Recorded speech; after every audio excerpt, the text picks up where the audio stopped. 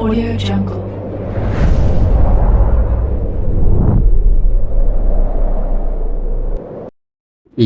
Balik lagi bersama Mimin di Manhwa TV. Kali ini kita akan lanjutkan pembahasan dari cerita The Effects of Dragon Mastery. Mimin infokan kembali bagi teman-teman yang ingin menonton video terbaru lebih cepat, silahkan bergabung menjadi member di channel ini dengan biaya 5k per bulannya. Jika tidak, teman-teman bisa bersabar lebih dulu selama 2-3 hari untuk menonton video terbarunya. Tanpa berlama-lama, yuk kita masuk ke disclaimer dulu.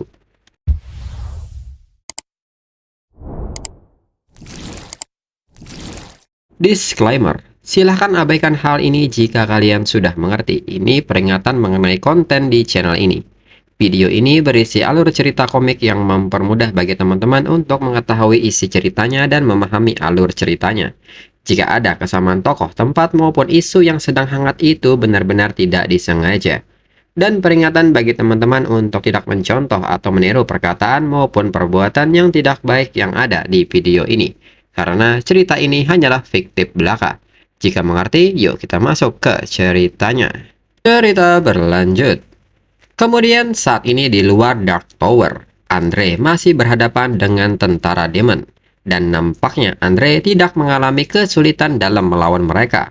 Dari menahan serangan hingga memberikan serangan balasan. Hingga Andre bisa menyapu bersih tentara demon yang ada di luar Dark Tower. Lalu Andre yang memperhatikan Dark Tower pun bingung mengapa gerbang dari tower tidak terbuka. Bagaimana dengan gelombang ketiga dari tentara demon ini?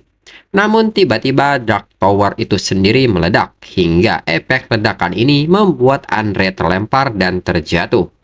Andre pun bertanya-tanya apa yang sedang terjadi. Lalu 5 menit kemudian Luffy pun keluar dari dalam Dark Tower. Luffy pun tidak menyangka Andre ternyata cukup cepat. Dia juga membersihkan tentara di luar menara. Luffy pun segera bertanya apakah Andre baik-baik saja, serta memberinya sebuah hadiah.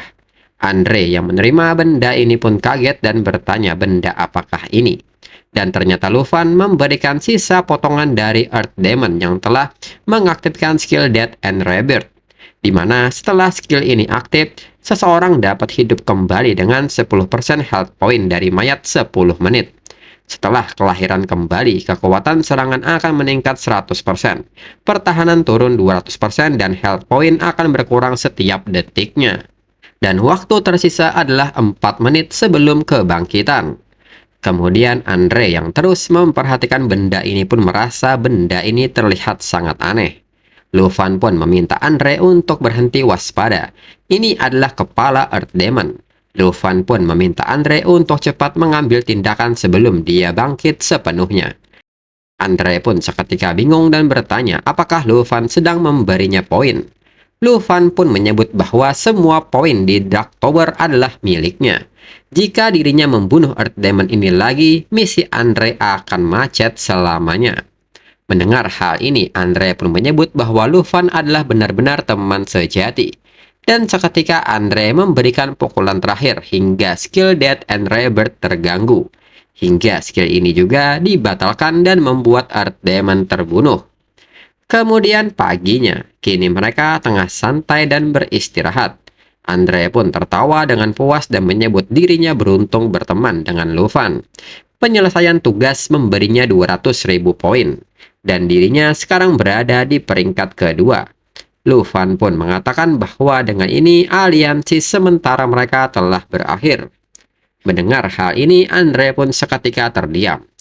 Kemudian Andre sendiri menyayangkan hal ini. Ini masih uji coba nasional.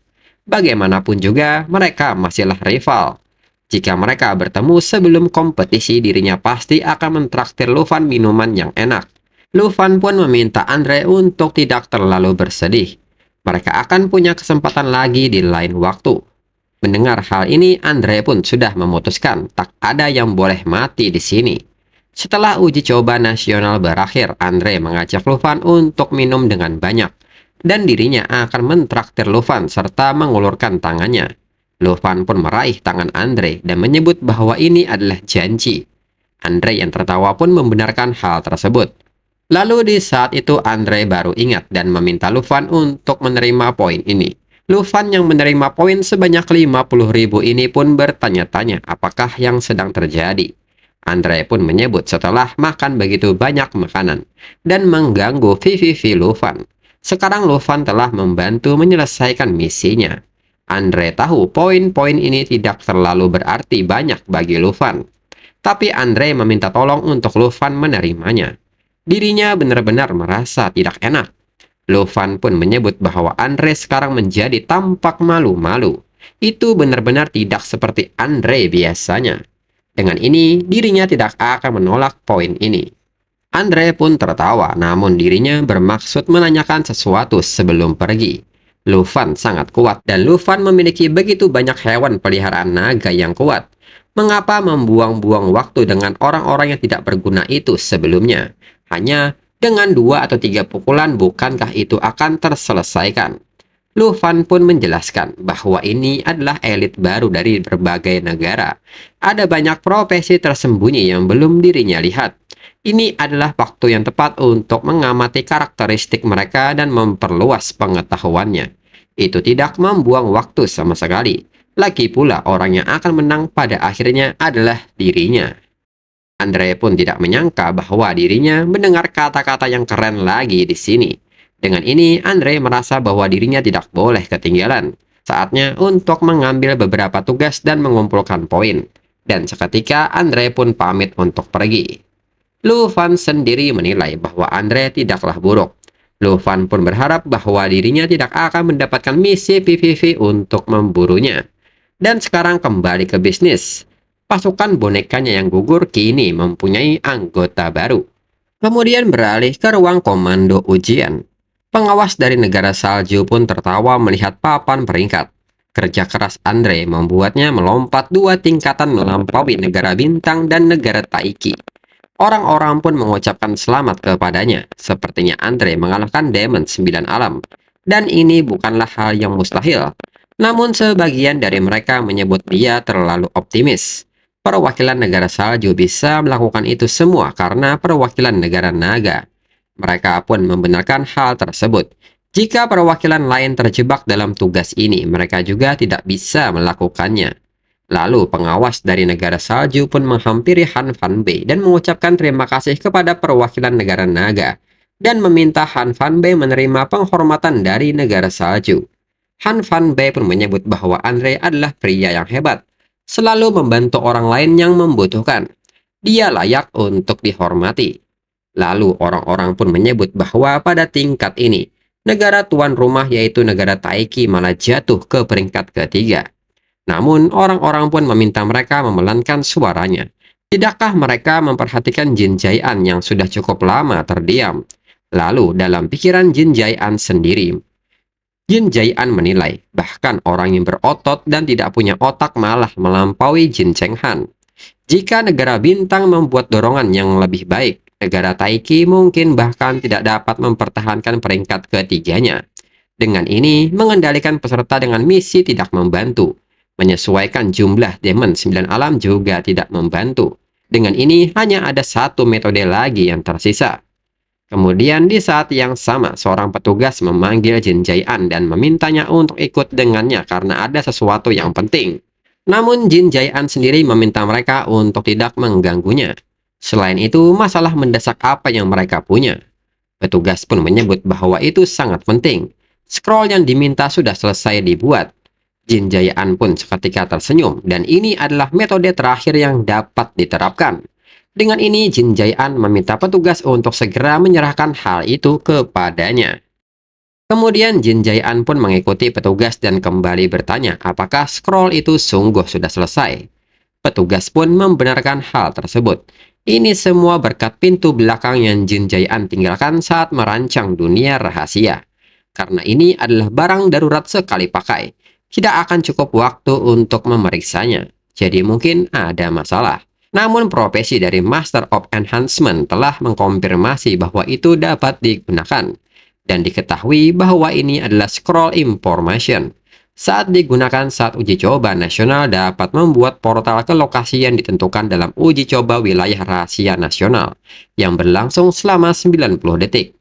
Jin Jae-an yang menerima scroll ini menyadari bahwa ini akan sangat tidak stabil. Lalu petugas pun mengatakan bahwa mereka sudah lama memantau Lufan dari balik layar, namun belum menemukan adanya aktivitas abnormal yang ditemukan. Mendengar hal ini, Jin Jae-an seketika marah dan menyebut mereka tidak kompeten. Dalam pikiran Jin Jae-an, pada titik ini tidak ada cara untuk menangkap Lufan lagi.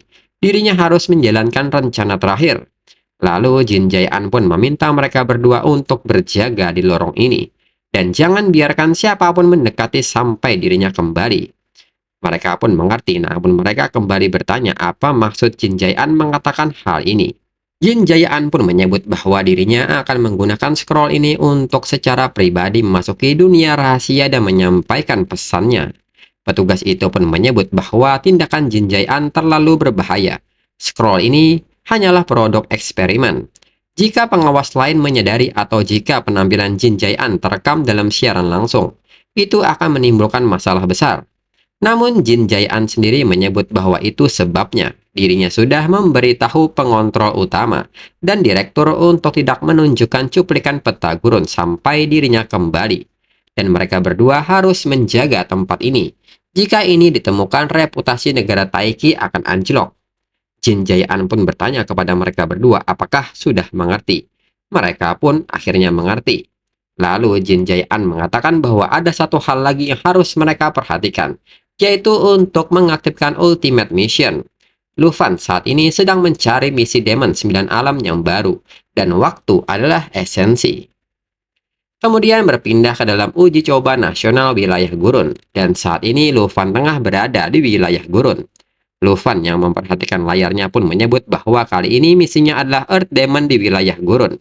Dan sepertinya kali ini dirinya tidak perlu mencari-cari Dark Tower. Selain itu, menurut aturan kompetisi, misi dengan poin tinggi itu harusnya sangat jarang. Dirinya telah menerima 3 misi dari total semuanya tentang menaklukkan Demon 9 alam. Kemungkinan hal ini sangat tinggi. Dan segera Lufan mengajak Xiao Ye untuk masuk ke dalam Dark Tower. Namun di saat itu Lufan merasa ada sesuatu yang aneh. Rasanya misi ini sengaja diatur. Namun Lufan tidak heran kompetisi ini diselenggarakan oleh negara Taiki. Ini pasti penuh dengan trik tersembunyi. Dan tak berselang lama, kini Lufan segera berhadapan dengan tentara demon yang berjaga di luar Dark Tower. Segera Lufan memanggil Xiao Fei dan Xing Chen untuk beraksi. Lufan pun segera meminta Xing Chen untuk mengaktifkan Star Shuttle, sehingga Xing Chen pun berubah ke bentuk Starlight. Dan hitung mundur durasi perubahan selama 60 detik pun dimulai. Dan segera Xing Chen menggunakan skill Star Shuttle untuk membuat sebuah dimensi ruang untuk membuat portal ke lokasi target. Dan setelah terbuka, segera Lufan dan Xiao Ye pun masuk. Dan dalam sekejap, Lufan pun kini telah berada di dalam Dark Tower. Dan di depan Lufan saat ini telah menunggu tentara demon serta demon 9 alam yang tengah duduk di singgasananya. Dan diketahui dia adalah Earth Lion Demon level 85 yang merupakan bos tingkat Nightmare. Earth Lion Demon pun bertanya kepada Lufan yang berani masuk tanpa izin ke wilayahnya. Manusia ini benar-benar sedang mencari kematian. Lufan pun merespon Earth Lion Demon dan meminta maaf karena masuk tanpa izin. Tapi sayangnya, orang yang akan mati di sini adalah Earth Lion Demon.